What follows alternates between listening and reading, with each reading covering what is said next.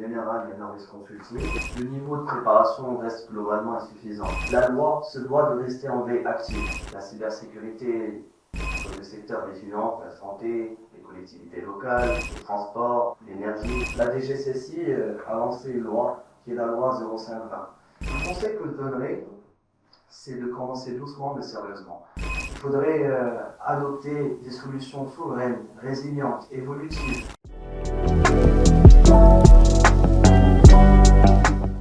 Mourad Abniti, directeur général de Norris Consulting, qui est la branche conseil de Norris Protocol. Donc l'objectif, c'est de fournir des solutions souveraines, évolutives, basées sur le protocole Norris, qui est le premier protocole qui se base et qui inclut l'intelligence artificielle, la blockchain et la résilience quantique. Donc ça fait près de 2 ans qu'on est en Maroc et on est fiers d'être au Maroc.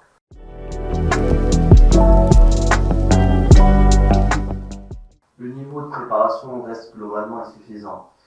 Même si on a identifié des progrès notables chez les grandes structures, la cybersécurité chez les entreprises marocaines n'est pas une priorité stratégique. C'est un phénomène qui dépasse le Maroc.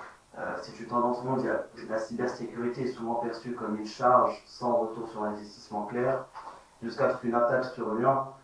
À ce moment-là, les dirigeants ne réfléchissent plus en termes de ROI, mais en termes de survie.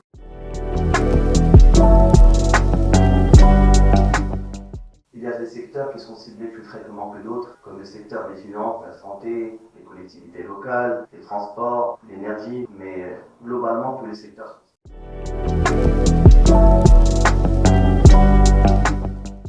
Malheureusement, les PME considèrent que la cybersécurité est un luxe réservé aux grandes structures. En réalité, ce n'est pas une question de taille, mais de surface d'exposition.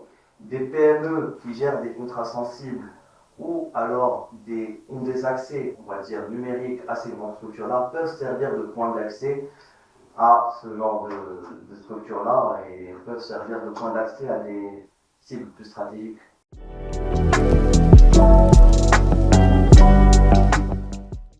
J'identifierai 3 freins principaux. Le premier, c'est le coût qui est perçu comme trop élevé.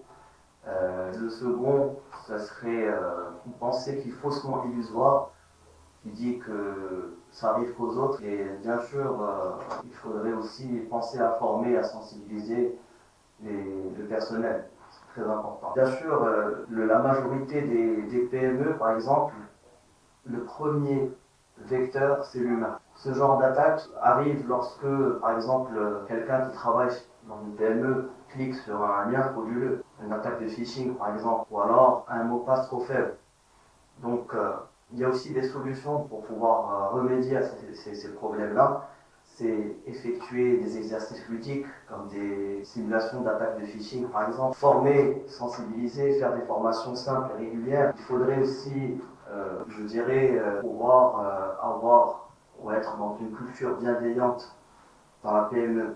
Quand je dis culture bienveillante, c'est-à-dire plutôt expliquer plutôt que de blâmer.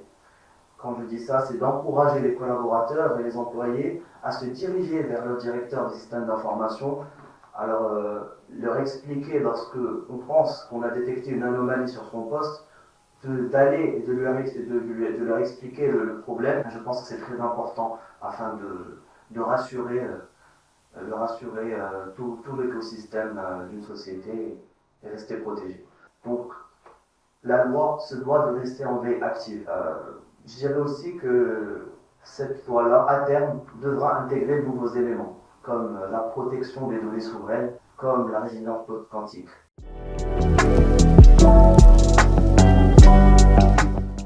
La DGCCI a lancé une loi qui est la loi 0520.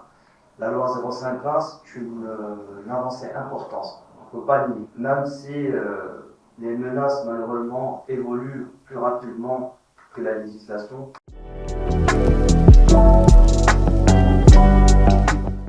La loi se doit de rester en veille active.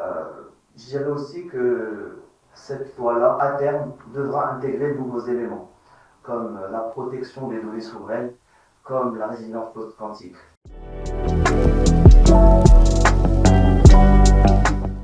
Le conseil que je donnerais, c'est de commencer doucement mais sérieusement.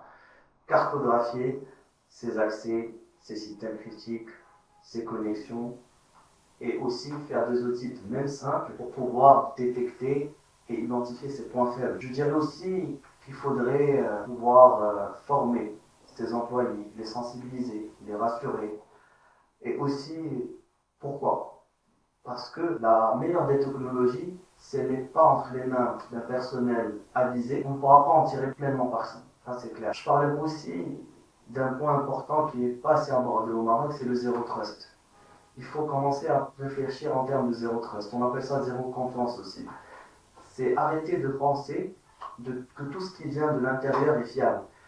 Il faut valider chaque accès, chaque connexion. Chaque donnée, il faut la valider. Et pour terminer, je dirais qu'il faut penser à l'avenir. Il faudrait adopter des solutions souveraines, résilientes, évolutives, comme ce que propose par exemple le protocole Maurice, qui propose un maillage de cybersécurité décentralisé, une validation de la blockchain et une résistance post-quantique. Aussi, je dirais aux entreprises, aux PME, il faut arrêter de penser la cybersécurité comme une charge. C'est une culture du risque numérique et c'est aussi un réflexe à adopter. Et encore une fois, une dernière fois, je dirais que les entreprises, que ce soit PME ou que ce soit grande structure, qui prennent ce virage maintenant, auront un avantage non seulement sur leurs concurrents, mais aussi sur les menaces.